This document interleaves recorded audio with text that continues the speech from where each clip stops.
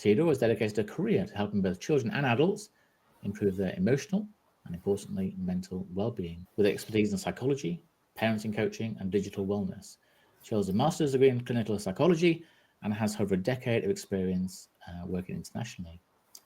Currently serving as the Director of Wellbeing at Linewise US, Teodora focuses on digital wellness, cyber safety, emotional intelligence, and parenting in the digital age.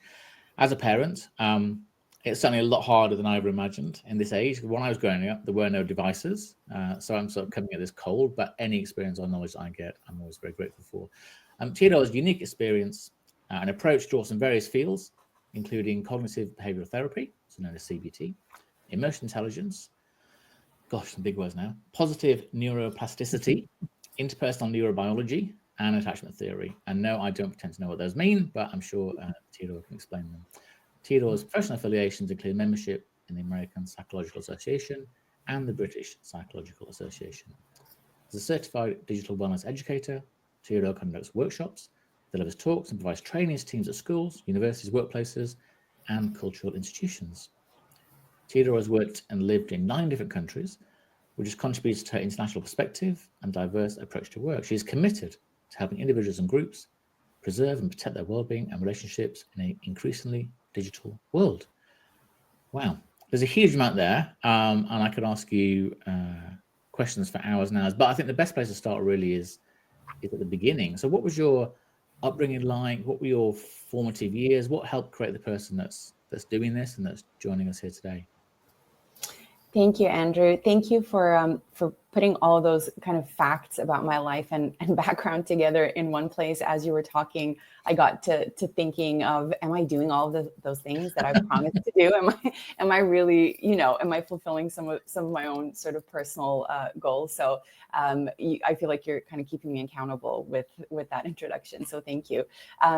But kind of listening to you talk as well, I'm reminded of kind of some of the events and some of the memories that kind of answer your question in terms of kind of where it started. And you mentioned things like diversity, living in a lot of different places. I think that's really kind of the key to where I am now and kind of the person I am now and the way I think about the world and the way that I think about sort of the digital world that we're in and kind of the role that really we all play in it, not just parents. I've been focused on parenting because I think parents and educators are the 2 most important sort of sets of people in a child's life. And so it was kind of natural to sort of focus on them, but the child is really at the center of all of that and children's well-being, something I was always interested in. So my background is that of a third culture kid. I'm not sure if our viewers and listeners are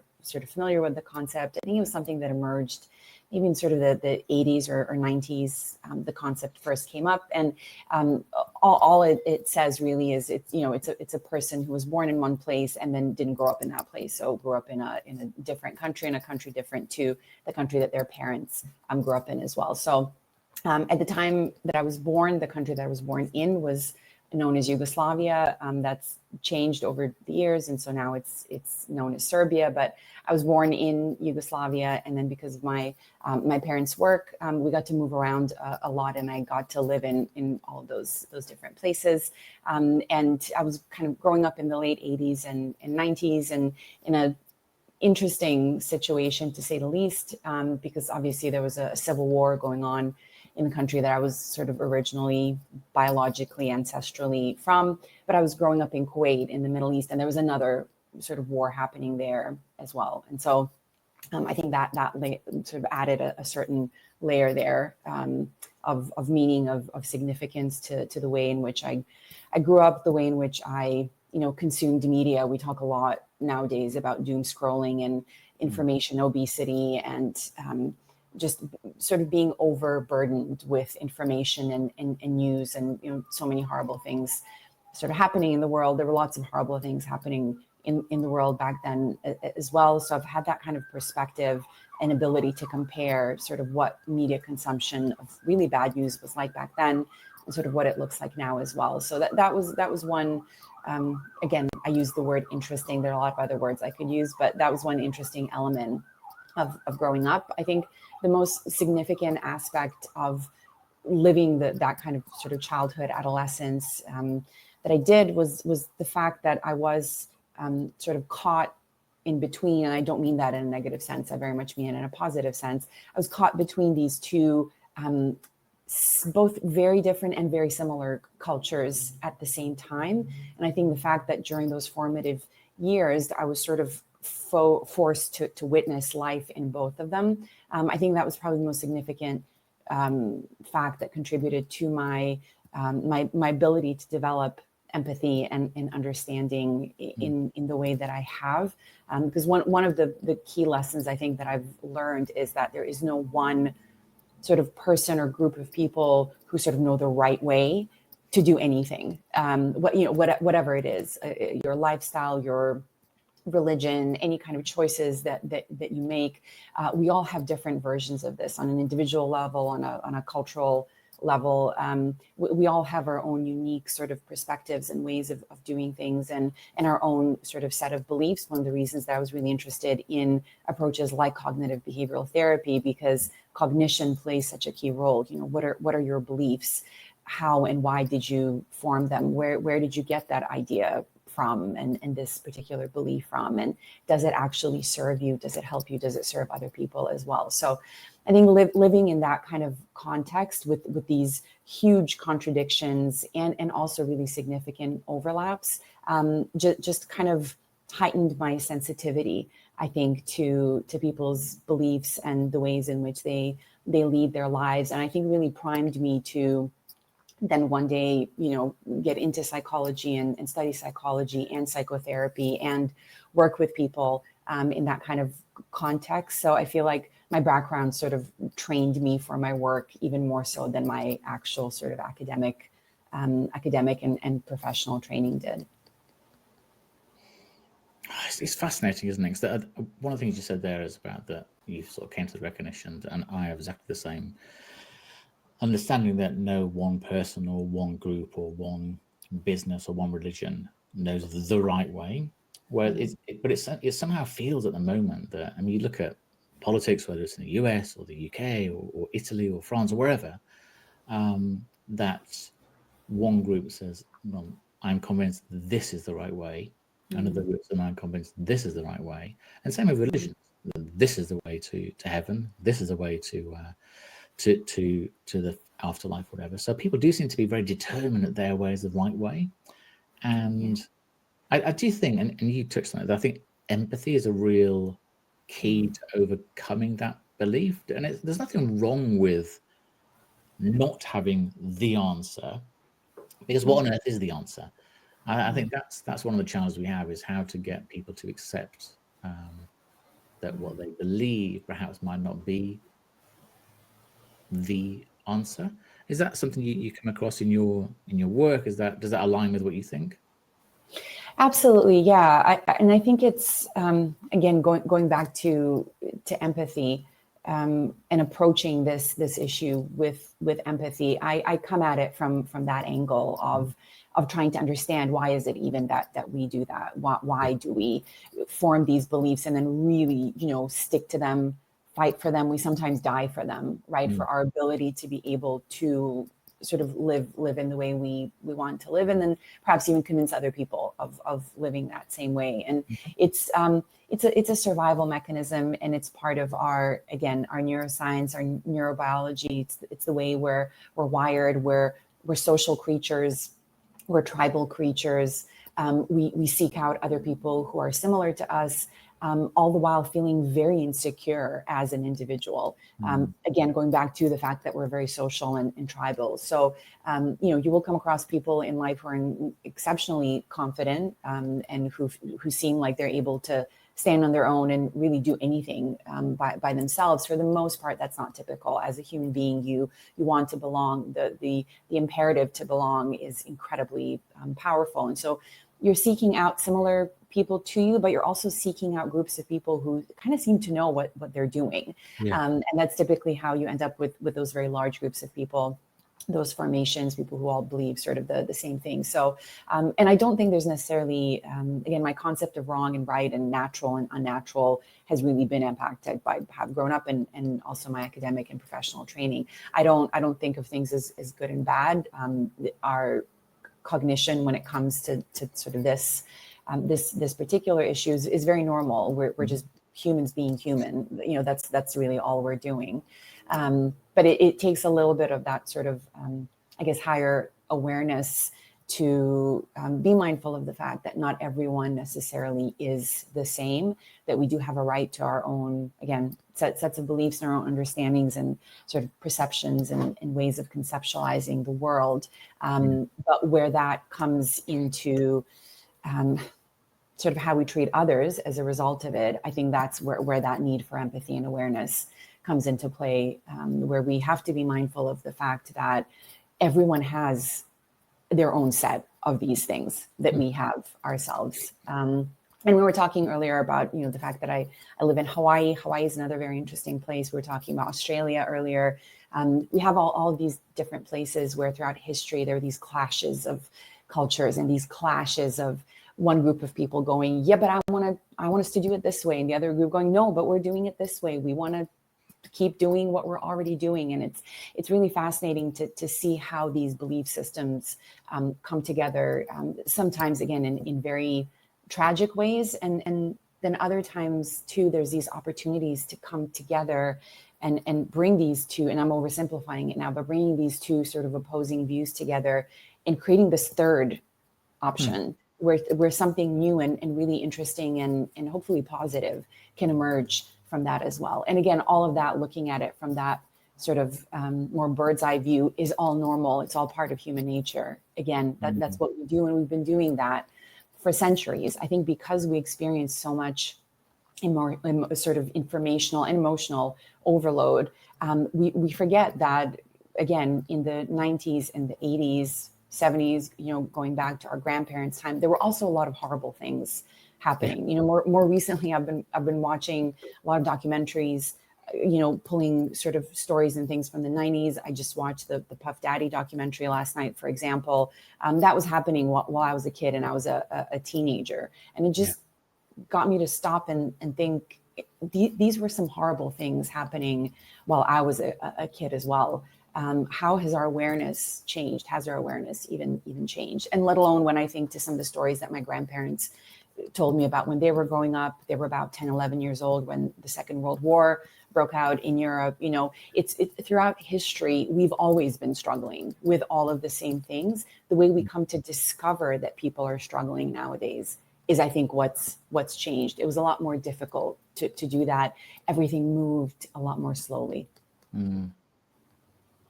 It's fascinating. My as mentioned before we started, my son's just turned 15 and is studying the Cold War at the moment at school. So Russia and America, the Cuban Missile Crisis, all that sort of thing. And it's before my time. Even it might be hard to believe, it was before my time. So my parents' time, and it was when I sort of hear him talk about it and hear him and his views on Stalin and Churchill and whoever else was involved at the time, it's fascinating when he almost his view of it with a modern lens on things. But why didn't they do this or why didn't they do that? And it was at the time, it was so little reporter. People didn't necessarily have televisions. It was all radio. It was printed media. It was we got such a narrow view of what happened. And I just find it fascinating that, as you said, all these things have been happening for decades, if not sort of centuries. And it's only how we understand it now. But I did want to just pick up on one thing that I've always thought, and I think you validated it. I think there's a huge power to our knowledge and experience and ability to empathize if we've traveled and seen parts of the world, had experience in other parts of the world. And the reason I say that, as I said before, my wife's from Australia. She moved over here when she was 20 or so. She travels a huge amount for work. I was fortunate enough to be a consultant many years ago, and all my time I spent on planes or in countries. And I was in, whether it be a year in the US or a month in South Africa or 6 months in Australia or whatever, you sort of get to know the place a little bit. And as you say, you recognize that we all have the same basic needs. Maslow's hierarchy of needs is the same globally, but The way we interact with family, friends, colleagues, whatever, is different. I had to learn a whole new way of working when I worked in Japan, or when I worked in China, when I've sort of worked in South Africa. Very different. But again, we all want the same results. But I do think there is something about being exposed to different or other. I think is quite powerful in developing empathy. Yeah, Is that what you've been saying? Is that right? I mean, absolutely. you've lived in, well, as you just said now, from Serbia to Kuwait to Honolulu, with, I know, lots of other countries in between. So that sort of helps bring empathy to mind in a different way, I think. Yeah, and I think also what it actually does on a very fundamental level, and you learn that skill sort of unconsciously. I don't think it's something you're aware of as you're moving through these different places, meeting these different people. I think it provides you with that ability to suspend assumptions. Mm-hmm. That's often what gets us into trouble. You know, I see you or you see me, and I look at your skin color, I look at the clothes that you're wearing. I might look at the jewelry you're wearing. Do you have tattoos? Do you have other sort of visual things that are sort of triggers to meaning? And then I make that assumption about what you're like or what you're into, what kind of music do you listen to, and so on. And I think one of the greatest benefits of moving around the world and traveling the planet is that you see all of these different versions of people. And I think eventually what that does for you is it helps you. We always have those core beliefs. Those are very difficult to get rid of. I don't think we necessarily need to get rid of them unless they're very problematic for us or for the people around us. But those we do kind of hang on to. But some of the other assumptions that we maybe make about people, I think, do become suspended. One of the other places I've lived in is New York City. And I think New York City is one of the places that probably taught me that the most, where you can't make assumptions about people because you don't know how they see themselves or how they want to be seen or what they think or what they believe, what their habits are, what music they listen to, whatever it happens to be. And I think that skill is what then helps with empathy, because if I'm able to sort of suspend my assumptions about you for a little while, my understanding is going to be a lot more powerful. My ability to understand you will be a lot more powerful. My ability to really care about you on a very basic human level will be greater. That to me is what empathy is, and what just sort of treating people well in general is about.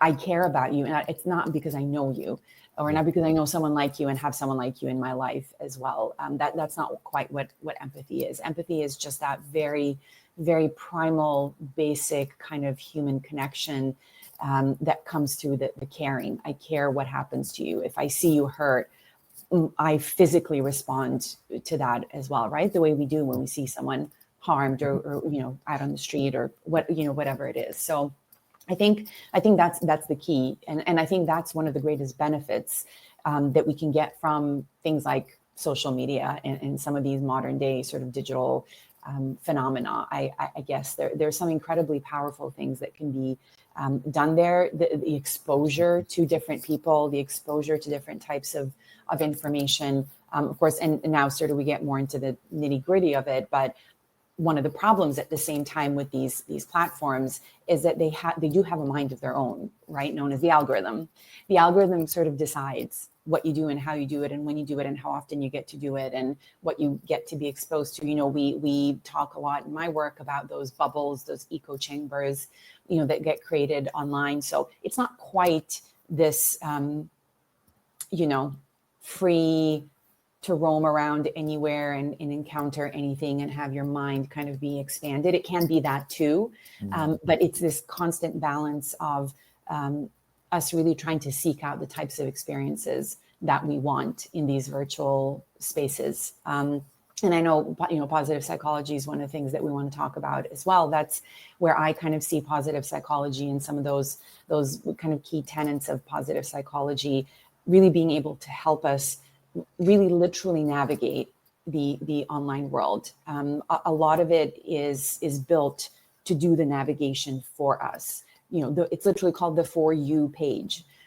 because it's telling you what Yeah. it thinks that you want to see based off of the kind of generic, and actually not so generic, sort of profile or avatar that it's created of you. So this is where I advocate for taking more control over experiences online, whether I'm talking to parents and making a recommendation, or I'm talking to kids themselves, or I'm just talking to adults about their own tech use, or I'm thinking about my own tech use as well, and how to sort of remove the things that on the surface there's absolutely nothing wrong with them, and you know, they're fine. It can be a YouTube get ready with me video, or, you know, or something like that. But for example, watching that YouTube video at 10:30 p.m. right before going to bed doesn't seem to help me sleep, or makes me feel great in that point, gets me agitated, or gets me all excited, or gets me irritated, or whatever it is. And so that we want less of. And then we look at things like experiencing awe, or experiencing optimism, or hopefulness, or joy, happiness, whatever you want to call it, building resilience, learning new things. I've also worked a lot with the character strengths, the concept of character strengths is something known as the VIA character strength survey. There's a lot of different ones that really help you figure out what some of your key strengths are. And then what I've liked to do with back when I was doing coaching is really get people to think about those strengths, think about their top 5 strengths, for example, and think about how they can use them more in a more intentional kind of way, right? We think of those things as just sort of inbuilt sort of powers that we have, but we can actually strengthen them, and we can utilize them more. So I think that applies in the offline world, but it applies in the online world too. So if scrolling through whatever platform for an hour, and for the most part encountering news related items, doesn't leave you feeling particularly great, then it's important to consider not doing that and replacing it with something. It doesn't mean completely getting off that platform if you really like it, or you have friends there, or whatever, but it's the navigation that's incredibly important. And so that concept of digital wellness, if you will, is that compass that I think can really guide us there. But the most important thing is really to do it in a mindful kind of way. It's very easy to tune out and switch off. Again, that's how these platforms are built, to just keep going and going and going and going and going. And there are some tools that have been developed more recently that will enable you to stop things, or close down the app, or track your time, right? All of these different things. That's great. It still comes down to you. Yeah. You're still the person who has to do it. You still have to make that decision. Is it going to be 10 minutes today, or half an hour? Is it going to be YouTube or Instagram? Is it going to be cat videos or news items? Is it going to be, chatting with friends in a group chat on WhatsApp? Or is it going to be Roblox, or whatever the combination of experiences is? But it is actually down to us on that kind of individual level to manage the intake. Then on the other hand, we have regulation, governments, the platforms themselves. All of that is incredibly important as well. What we do at LineWise obviously supports the schools. So what is the school doing, where kids spend most of their time? All of that is just as important. But what I like to sort of remind people, and again, myself, is that individually, we also have a lot of power. We really need to switch on to how we're spending our days. Depending on sort of the statistics you look at, we spend as much as 24 to 48 hours a week in these virtual spaces. And so we really need to think about what's actually happening in those virtual spaces while we're there. It's really interesting. You talked about this sort of concept of digital wellness, and it's a terrible analogy, but it's almost a bit like you're going to run a marathon. So you need to train and get your body fit and healthy and get you over the line, sort of thing. And it's similar with the digital world, really. If we sort of just dive into it without any awareness what we're doing, we're not able to assimilate the information that's coming at us. And all the statistics show that I think there are 9 negative news stories for every 1 positive news story, which is fairly obvious, because you're not going to report when something doesn't happen. No. There wasn't a terrible disease this last week. There wasn't a terrible car crash. You're not going to. But if you scroll through the news, you sort of think, oh my gosh, all the news in the world is bad. It's not, but that that's the news really. And I got really fascinated by the recent American elections, and sort of spent all my time on social media, was on X and other platforms, looking at what was happening, and my feed almost now feels corrupted, because that's all it is now.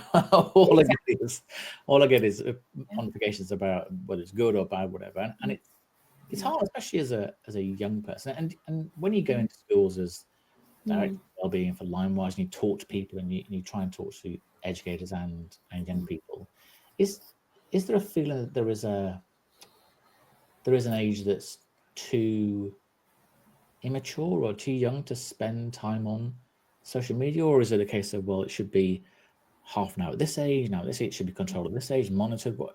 How do parents know whether it's right just to hand over the phone? And the children obviously become very technologically far more adept than the parents are. So do we have a role or a responsibility to say, well, no, okay, no social media till 16? I think Australia are trying to bring in a law about 16, the minimum age. Is that where we should be thinking? Yeah. So there's so many different sort of layers to what you've just said. The one definite no is no to just handing over a phone to a child and going, here you go. Really, no matter their age. A phone is not just a phone. A phone used to be a phone when I was, a kid. Nokia phones that literally just, you could text, play Snake, and that was it. Yeah. That was my first. I almost said smartphone. It was not a smartphone. That was my first phone. That was my first dumb phone. And when I say mine, it wasn't actually mine. It was the family's phone. And I think I want to say 16 or 17 at the time. You could play Snake on it. And so I have a soft spot in my heart for Snake, because that was all you can do. And of course, you didn't spend a whole lot of time doing it either. And it was a phone that I would take with me when I'd go out, so that my parents knew where I was. They never called me on that phone, and I ever called them. It was just to arrange pickups and things. But that was my first experience with the phone. And obviously, you don't have to fast forward too much to find yourself in a completely new and different and sort of unfamiliar world, completely uncharted territory, really for everyone, especially the parents and especially the schools. The schools have a hard time too, because they've found themselves in a place, in the US at least, it doesn't quite look the same everywhere around the world. But most school districts in the US provide a school issued device to their students. And of course, there's an expectation that the student is really going to do most, if not all, of their daily work, learning, homework, collaborating with their teachers or their students on that device that has access to the internet. And so then, of course, the question is, that's fantastic, we're providing them with these opportunities, but how do we also keep them safe on this device? Because we need to think about that as well. And so then that's when we go into the territory of providing internet filters, which there are legal obligations around that in the US, a lot of other places as well. But then, there's other questions too. So now they're in the classroom, and we want to use something like, say, YouTube for learning, because it can be a fantastic tool. But guess what? The kids will get distracted, or they'll try to play games. They'll try and sneak in like a little, 5 minutes on Minecraft or something like that. So now how do we manage their time in the classroom? So then we have classroom management tools for that as well. And then we go even deeper, and we go into, well, what if they're looking for self-harm content? Or what if, again, this is maybe very US specific, but what if they're doing a search for weapons? Is that something to worry about?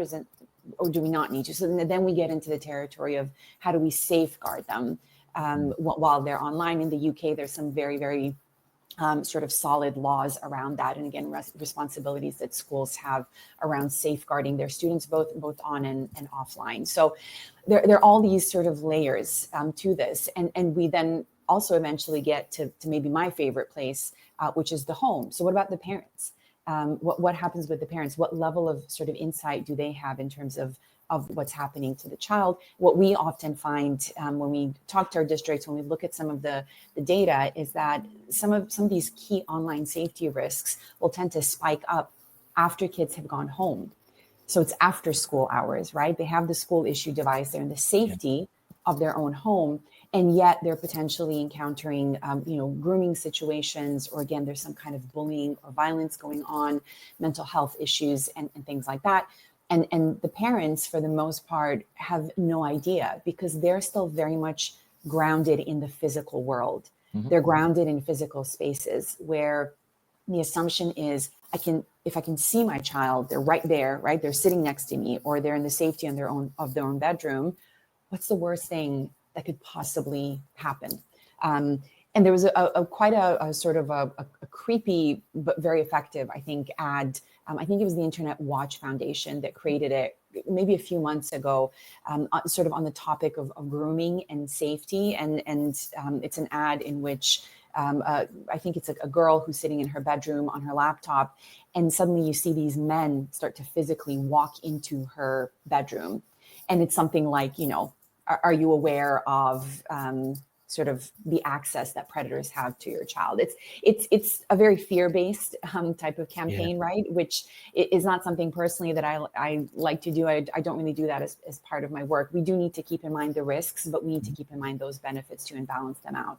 But going back to the question around age in particular, so this is kind of our starting point. Parents who are not digital natives, to whom all this is very unfamiliar.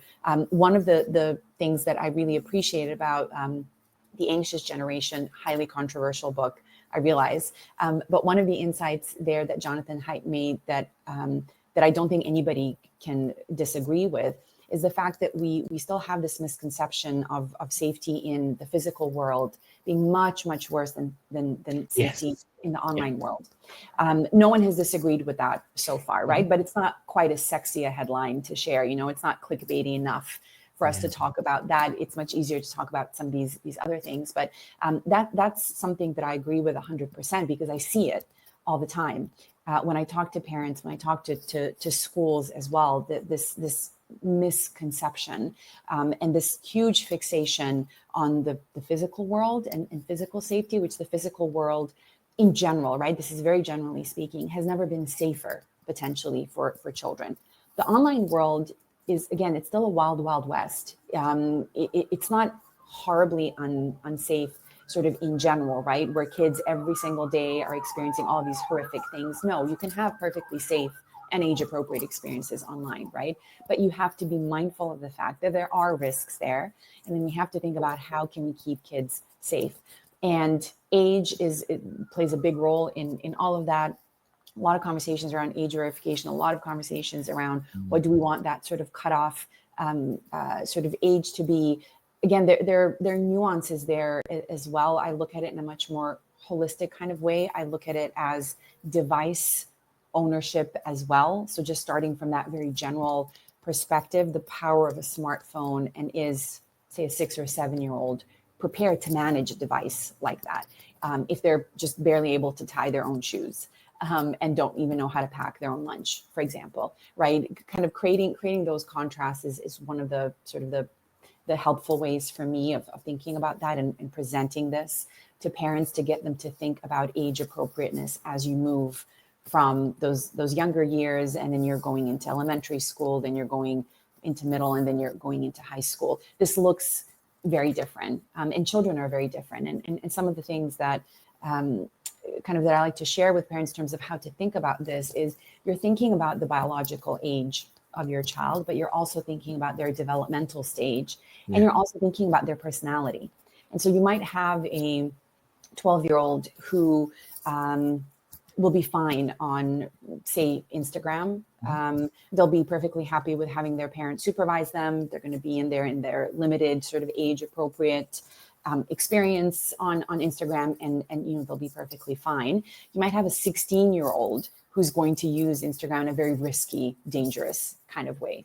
So I try to stay away personally, at least, from going, 16 is the right age, or 13 or 14 or whatever it is. I think for families to think about this, these are some of the things to keep in mind. The American Pediatric Association has tried really hard over the years to provide sort of some sense of guidance. One of the things that I like to do, and that we do at Linewise as well, is to talk about sort of screen time limits, and to talk about quantity and quality, and to talk about really managing children's online safety, that you don't just press a button and it all just kind of magically happens. There needs to be parental involvement. And I know it's something that not all parents like, the idea of it. Feels like it's yet one more thing to do, but it's maybe the most important things for parents to do right now in this day and age. And it's really what I've spent the last sort of decade, around a decade, trying to sort of get across to people. I think we live in a weird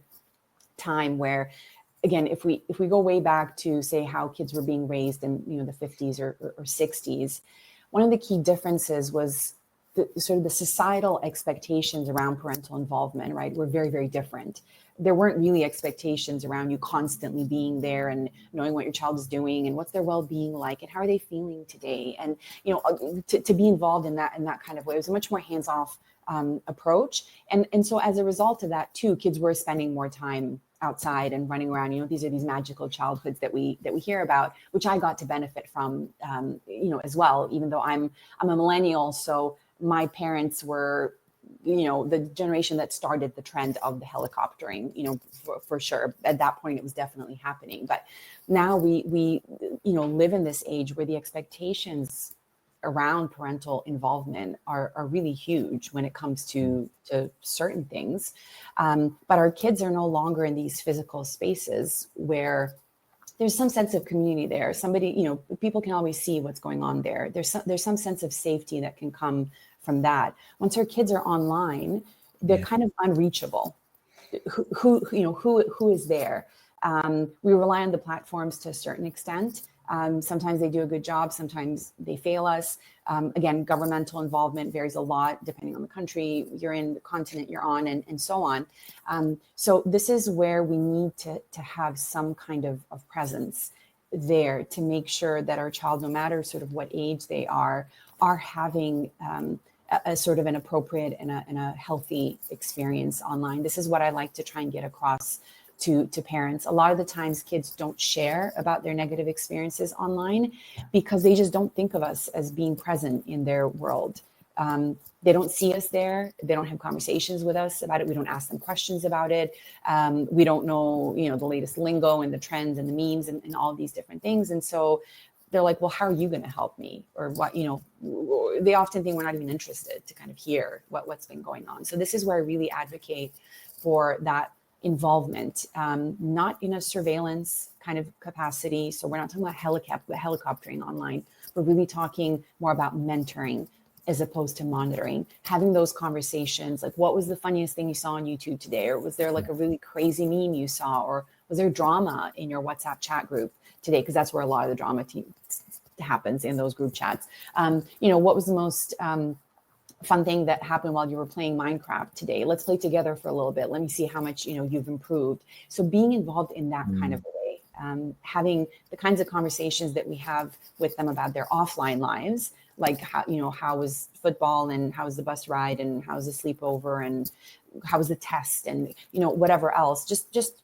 transferring those conversations into these virtual spaces and asking them about some of those places, even if you don't want to use something like a parental control tool or something like that, which I do always recommend that parents do use, always collaboratively with their child. But when you do use tools like that, that's where you can sort of lean back a little bit more away from some of those really strict restrictions, right? It's always a balance of wanting to allow your child to experience all of the things that exist out there in the world today that we maybe didn't have, but making sure that there is still that safety net in existence, which they're going to need until they get a little bit older, until their brain has developed in such a way that they can make some of those more sort of rational decisions and not engage in such sort of hasty and sort of risky decision making, right? We know that teenagers do that. They do that offline. It's something like the highest rate of accidents that come into the ER are accidents that teenagers get involved with, right? It's a combination of them wanting to be independent, wanting to engage in risk, but just not having that sort of rational, it's an oversimplification, but that rational part of their brain developed yet. So the same thing happens online. it's no different, right? That being prone to those risky behaviors, we see that translate in the online world. It's really no different. Again, it's more difficult for us to see that, right? Your child can be sitting next to you and they might be watching porn on their phone for all you know. Unless you look at it, you won't know what they're actually doing. And so this is where that combination of having lots of conversations, co-playing, co-viewing, and using some form of parental control there as well, can really help you, so that we don't necessarily have to do very extreme things like, complete bans of platforms or technology or whatever it is. That maybe was a solution during the very early days when it would have been easier to do something like that. At this point, I think it's gotten too complex and too complicated to do something like that. And it's very difficult to implement as well, right? So that's like a whole other sort of conversation. But there is a more nuanced approach that I don't think needs to be very difficult at all, and ultimately doesn't require too much time on the parent's part. It's really something that you weave into the things that you're doing with your child anyway. And as I mentioned, parents have never been as involved with their children's lives as they are today. Not all of it is necessarily better. I would say a lot of it isn't better, because kids find it very hard to just sort of have a moment to themselves, right? And I think that explains a lot of the sometimes risky behavior that we do see. They just want some time and space to be away from all of us, because we're constantly in there, whether it's their teachers, their parents, after school, whatever it is that they're doing. They need some time and space to really be alone, and that's incredibly important for a child to be able to develop in the way that we want them to. They need to have some sense of that autonomy, of being on their own for a little bit. So that's really important as well. So we don't want to, like I said before, we don't want to be monitors. We don't want to engage in surveillance. We really want to make sure that they're safe, and try and think of it more as a sort of a collaborative effort. Yeah, you touched on so many interesting points there, and I think one of the really powerful ones is if parents sort of thought about how much time they spend concerned about what the child's doing in the physical environment, the real world, so to speak, and how little time they'll sort of spend on their phones. Because I don't know whether we as parents just don't consider that as being real in the same way. But I can remember when I was growing up, which is sort of in the, I guess, what was I, a sort of teenager in the early 80s, and it was when I was sort of 7, 8, 9, my parents would send me to the shop to get some bread or some milk. When I was 10, 11, I can go on my bike and come back whenever, really. Whereas that is not the case now. But interestingly, certainly at my son's school, you sort of see a note saying, "Has football finished yet?" or "So and so finished yet?" And some of the parents will respond with, "Oh, well, his tracker says he's here." So they'll track the child on the digital device on the phone, so they know where the phone is at the very least. Sure. So they use that as a device to know where they are. But if you think of an example, so if I walk past a playground and saw a 12-year-old chatting to a 55-year-old man, I wouldn't necessarily think that's really weird, but I might ask questions about it. Whereas, like I said, we don't know whether the child is having that conversation online, so next thing on the sofa, because we don't have those dialogue. But and I also think some of it, as we move through the device social media age, I think more and more of it becomes about how model behavior. I do often see in the morning when children are going to school, or whether it's a child in a pushchair going to nursery or kindergarten, or there's a child on the school run, whatever, the parent may well be on the phone pushing the pushchair, the child's in the pushchair or on an iPad, whatever. I think, well, if they're just watching us on the devices all the time, it's very hard to say, well, what are you doing? You're on the phone all the time. So I do think some of it is about how we understand our own behavior, because it is very, very easy to spend half an hour, 2 hours on TikTok or whatever. The time just goes. It just it's true. My son again, I thought, well, I'll download TikTok. I downloaded it, and I had to delete it altogether. I found myself on it for an hour, 2 hours, and it's just ridiculous. I'm not seeing or learning anything. I'm just on this thing. I didn't have to delete it altogether. But then some of it is about how we don't necessarily just tell our children that we're part of the experience as well. I think moral behavior, I think, is quite important. Absolutely, yeah. That's one of the ways I like to kind of present this to parents too when it comes to setting some of those expectations around technology use. This is where we talk about kind of building those boundaries, is to model the types of behaviors that you want to see. So whatever it is that you expect from your child, that you would like to see from your child, that aligns with your personal values, with your family values, whatever that happens to be, to really set the example. And I also like to say, do a lot more of a show as opposed to a tell. And I always like to use the example of say mealtime. That's often a time that families will pick, that they kind of really want to connect with each other and have it be device free. So as opposed to saying, put your phone down, or why are you on your phone again, or what are you doing on there? But which is going to be the impulse, right? That's going to be kind of the immediate sort of go-to. Take out your own phone and turn it off, and either turn it upside down, put it on the table, better yet, put it away in sort of a common space in the house, or put it in an entirely different room, and come back and sit at the table. And maybe they won't follow suit immediately and do the same thing, but they will do eventually, and start a conversation around that as well. There's a recent article in The Guardian that I would recommend everyone have a look at, especially if you're a parent, where three of their writers basically decided to ask their kids to set screen time limits for them. And their kids range in age. I think the youngest one is maybe about 6 or 7 years old or something like that. And then going up to a couple of them have teenagers who are sort of 15, 16 or 17. And it's really interesting and they were very open, they were very brave and very honest about their experiences and about the feedback that their kids gave them about their own technology use and some of those limits that their kids placed on them, many of which they decided to kind of hold on to and to keep practicing, some of those new habits. But that was my experience of getting into this area too. I was first focused on the kids. At the time when I became interested in digital wellness, I was living and working in Singapore. I was working with children in a slightly different setting. So I was working with kids who had different visual impairments. And I became interested in this issue of technology use because I was increasingly seeing kids who were on their screens in situations in which you typically maybe wouldn't see them on a screen. So you brought up the example of a stroller, for example. I was increasingly seeing kids in strollers on a device. The parent and child would walk into a bus, sit down, the screen would come out immediately.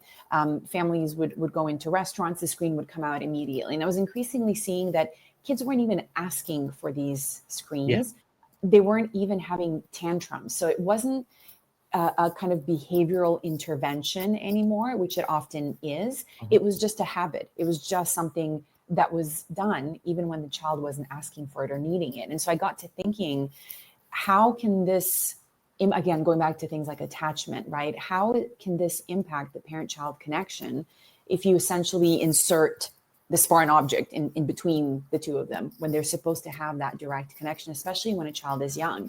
But I didn't realize for the first couple of years that I wasn't actually paying attention to what the parents were doing. I was only looking at the kids and kind of thinking, well, how much time are they spending? What are they doing?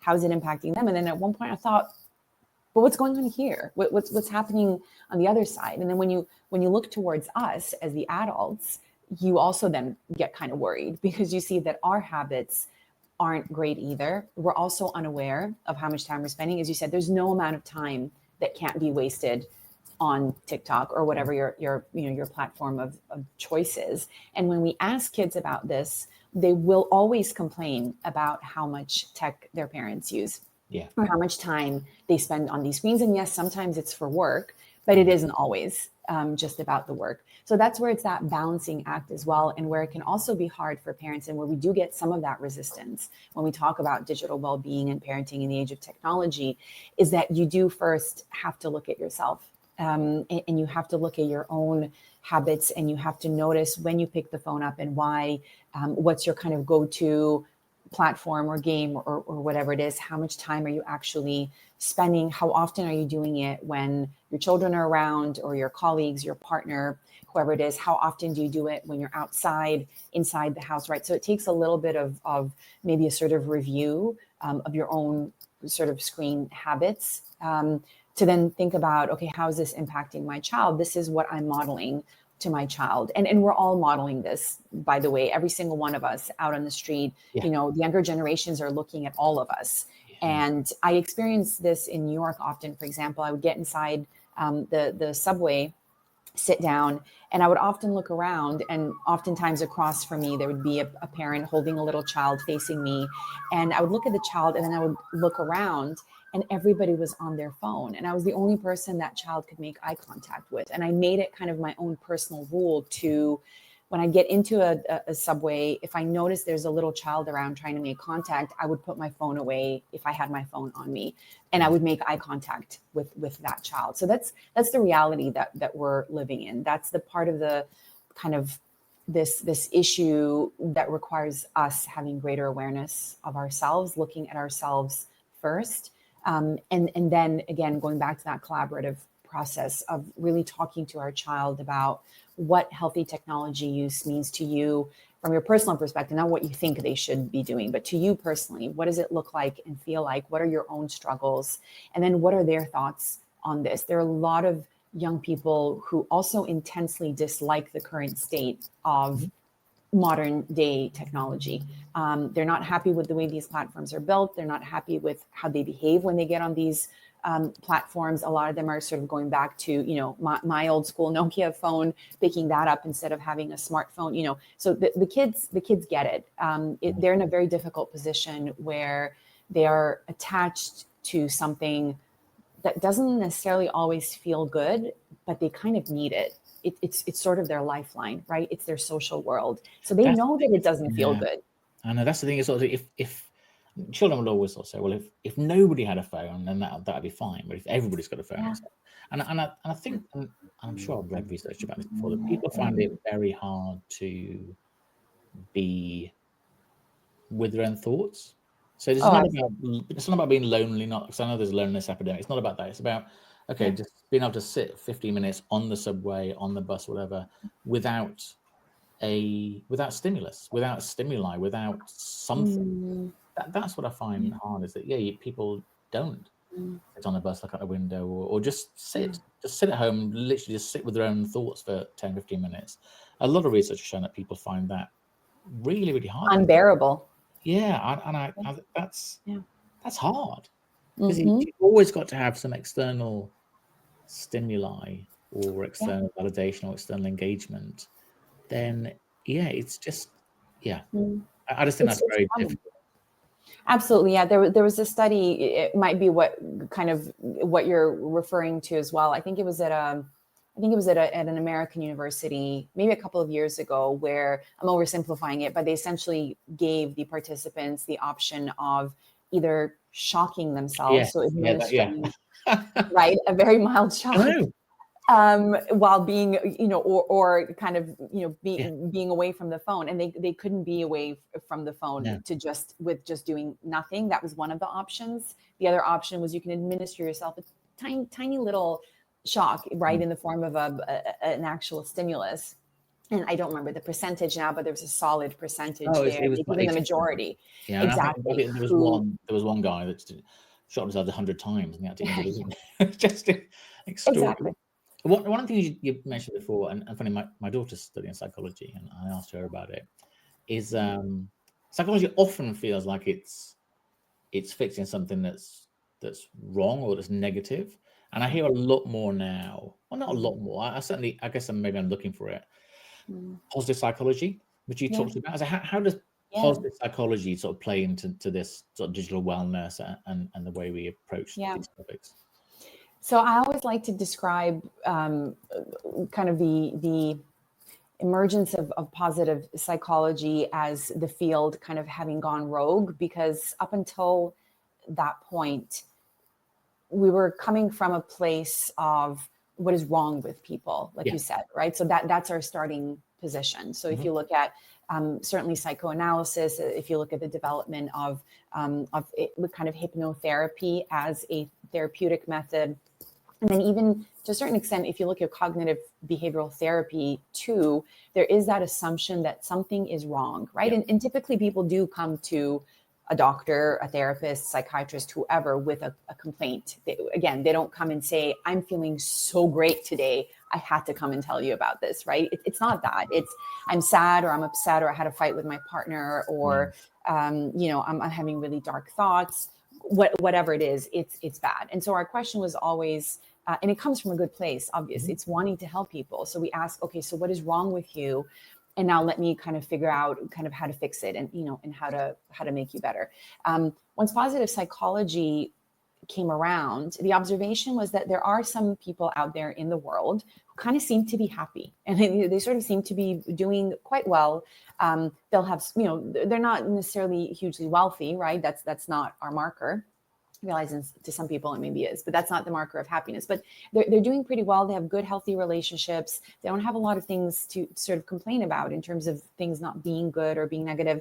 So what are they doing? Why are they that way? And can the rest of us maybe kind of try to replicate at least some of that? So positive psychology flipped that question on its head. And instead of asking what is wrong with people, started asking, well, what is right with people? Like, what are people doing well? What are they doing right that is leading to these pretty high and stable too levels of satisfaction, right? Stability of your mood is also a very important marker of your mental health and well-being. So it's not just that they know how to, for example, enjoy themselves, experience happiness. They're kind of able to maintain, roughly speaking, that consistent level over a very long period of time. So what are they doing? So the founders of positive psychology, people like Martin Seligman, started asking those questions, started investigating well-being, thriving. What does that look and sound like? Looking at things like optimism, resilience, hope, hopefulness, the state of awe,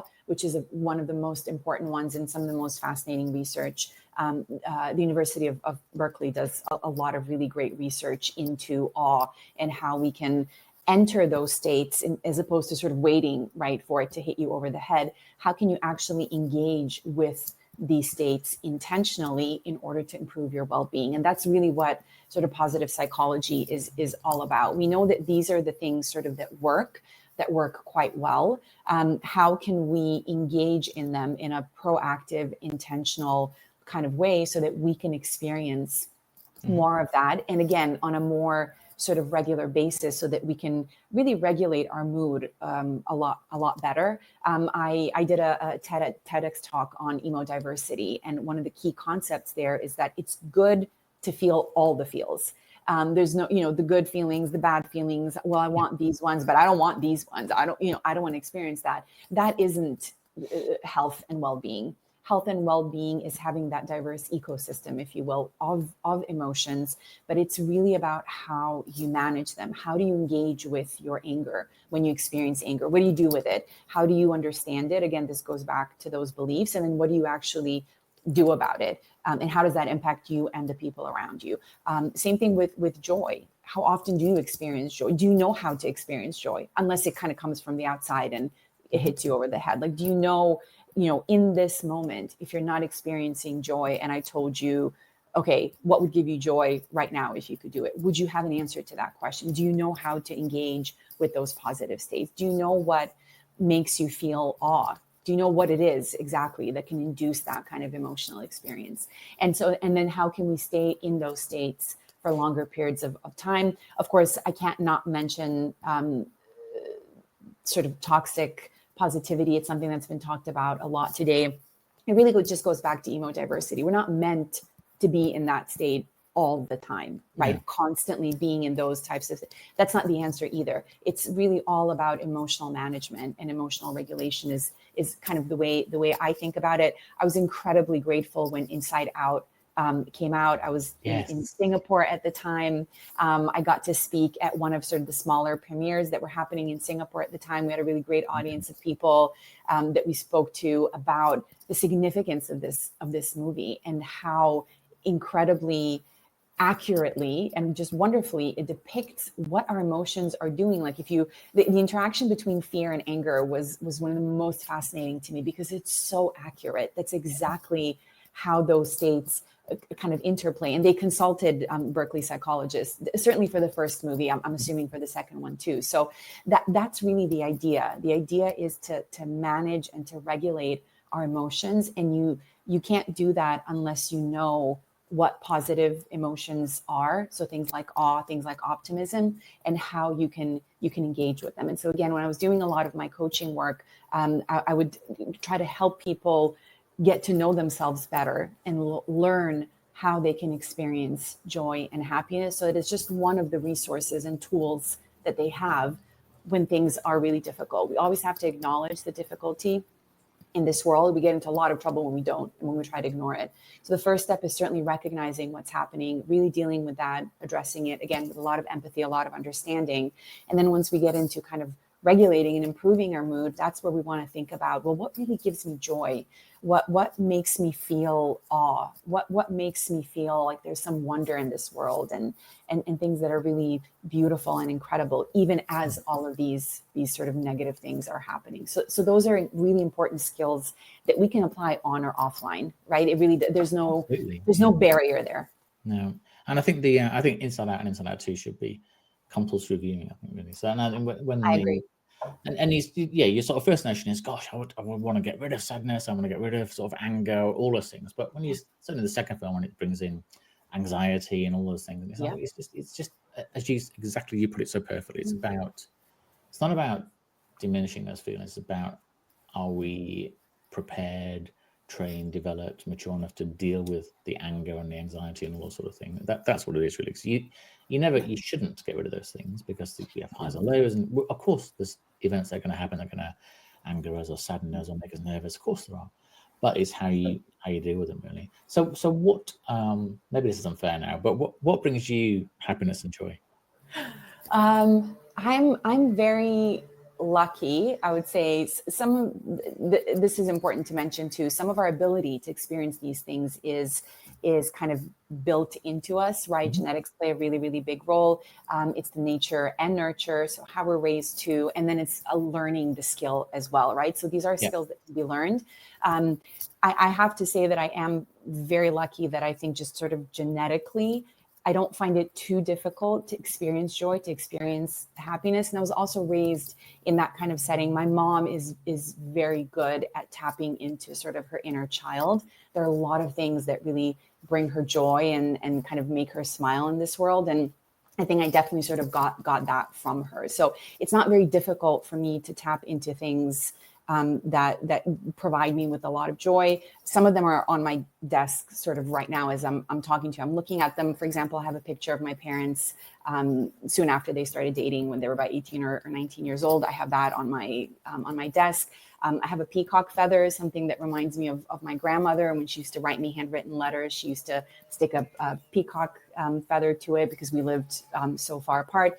Every time I look at that, it brings me joy to an extent, because it makes me think of her. But one of my VIA character strengths is the appreciation of beauty and excellence. Mm. And so I'm very visually stimulated. There's certain things visually that provide me with a lot of joy. My friends always and family tease me. I like a lot of shiny things. So I have a few different crystals on my desk as well. I have some flowers. I have really silly pens with glitter on them and things like that. So even just sort of in this small environment here, I have a few things that when I look at them, they're those signals of joy, if you will. So even on a very basic level, that's one thing that people can do. We don't print out photos as much anymore, I guess. We don't need to. They get trapped in their phone, don't they? Exactly. Yeah. But that's something I'd encourage people to do. Why not? If you have a picture of someone who you really care about, print it out, put it in a frame, put it on your desk somewhere where you have that visual cue, going all the way to like activities that you can engage with. So again, going back to my appreciation of beauty and excellence, I love going to museums. It's something that I do no matter where I've lived. I've always found my sort of 2 or 3 favorites, and I'll spend a lot of time in those spaces. I feel differently when I'm in that kind of a physical space. So again, what is it for you that gets you to feel that sort of thing? Is it a physical activity? Is it a particular physical space that you can go to? Is it being with friends? Is it reading about different things? It can be entertainment-based things too. It can be watching old movies or things like that. It doesn't have to be a tech-free experience, by the way. It absolutely can be, but it's really just about identifying how you can move towards joy as opposed to moving away from discomfort. I think that's what we spend a lot of our time doing. If you think about things like doom scrolling, if you think about things like binging on streaming platforms, it's not so much that we're moving towards pleasure and towards joy. We're really trying to move away from something else, from tiredness or boredom or, again, discomfort of whatever kind. So it's a little bit of a perspective shift there as well that I'd offer people to kind of think about how you can move towards things that really provide you with some of those sort of warm and fuzzy feels. Yeah, and I find a lot of that comes also from being outside, being in nature. And I'm really lucky. I've got a gorgeous little dog, and when we go out for a walk, and it sounds silly, but you see the color of the leaves change on the trees. You see sort of a cat peering around a corner. You see a squirrel running up the tree, and the dog thinking it's a catcher, and never ever going to happen. But it's amazing, and it's interesting what you said. Now, whenever I ask anybody this, it's always the same. That nobody ever says, it's that new Ferrari I've just got, it's that new big house I've just got, it's that new amazing, because those things might give momentary joy, but most of the time it is looking at the picture of my mum that died a couple of years ago. It's looking at the picture of the sort of children when they were babies. It's that. It doesn't need to be expensive. It doesn't need to be big. It can be just there's little moments of joy and positivity throughout the day. I think are so important. And it almost feels like a sort of counterweight to some of the negativity you experience elsewhere. So in the work that you do, obviously you deal with a lot of people that have some challenges, some difficult situations. How do you protect your own physical and mental well-being? How do you make sure you've got time carved out for yourself? Yeah, that's it's a difficult thing to do. It was much more difficult before when I was doing more of that sort of the therapeutic sort of coaching work. And when you do sort of train to become any type of therapist, mental health practitioner, you have to spend a lot of time working on that, right? Because it's something doctors, nurses have to do, a lot of professionals in that space. Even as teachers, I don't know if teachers receive formal training in that, but I think it's also really important for teachers too, because I feel like teachers are all heart. Sometimes they find it very difficult to kind of create that distance. The one thing that has helped me is to really, for one, focus on the ways in which I can help and to try and proactively help as much as possible. And I work in the kind of space where luckily I am able to help people in a lot of different ways, provide lots of different resources and support and guidance there as well. When it comes to sort of the ways that I can help myself, a lot of it does have to do with creating boundaries, which of course is incredibly difficult and keeps getting more and more difficult because of all of these different devices that we're using and how easy it is for us to reach other people really anytime, night or day. And we live in a very, very globalized kind of society, right? Almost no matter where you are. So someone is always awake and someone always sort of wants to talk to you. So again, this is another example where it really falls on me as an individual to create some of those boundaries that can feel difficult at times, a little bit conflicting, but if you just need to take a break, then I just need to take a break. I don't use my phone a huge amount, so I do sort of practice what I preach. So I don't have any issues with that, of just sort of leaving it in a corner somewhere and just not touching it, not looking at it for a long amount of time. It is kind of tuning into what would make me feel more rested or experience, not necessarily happiness. That's often a very kind of lofty goal, but what would make me feel happier or more open or more optimistic? And thinking a lot about digital consumption, really for me as well. I've become a lot more mindful about it over the years. Again, I mentioned I like watching a lot of documentaries, but I often don't feel very good when I'm consuming that kind of content. Or if you do have a sort of a multi-episode series, it's not the best idea for me to see 3 in a row, or sometimes even 2, depending on the material. So it's really pacing myself in terms of my digital consumption. But I think it ultimately all comes down to boundaries. creating those boundaries, really knowing when something feels like too much to create that boundary. And then again, tapping into the experiences and the people who will leave you feeling better than you felt at the beginning of it, and not sort of drain you even further. The last, sorry, I've taken up lots of your time. Sorry, I just, you're just fascinating. And the last question, I guess, is, this is quite selfish, but you've got so much knowledge, so much experience, so much global experience that I've not met anybody quite like you. Are you considering documenting that, writing that down? Is there a book coming out? It has to be, surely.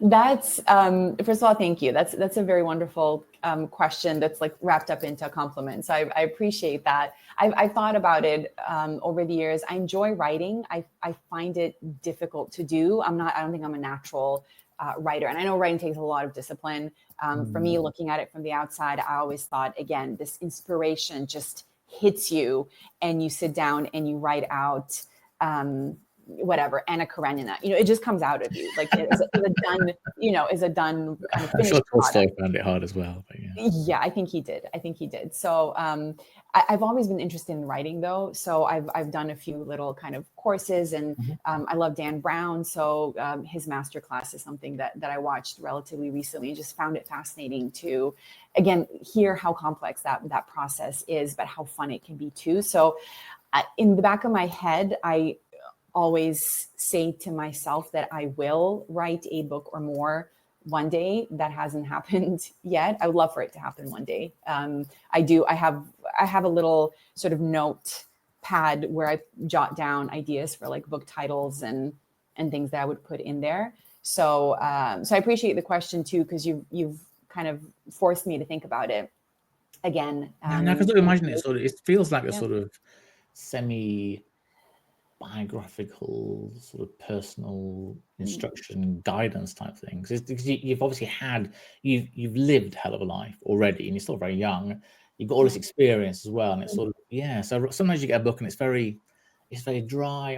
I really enjoyed the Jonathan Haidt book. I really did, and I got a lot from it. But again, it was. It's not heavy, but it's quite. It's a serious, It's not something you just read on the beach, really, is it? But no. When you got somebody that sort of has that, and it's a bit like empathy, really. If you can feel somebody's experience, feel somebody's lived what they're talking about, that's, I think, makes it super interesting. Sure.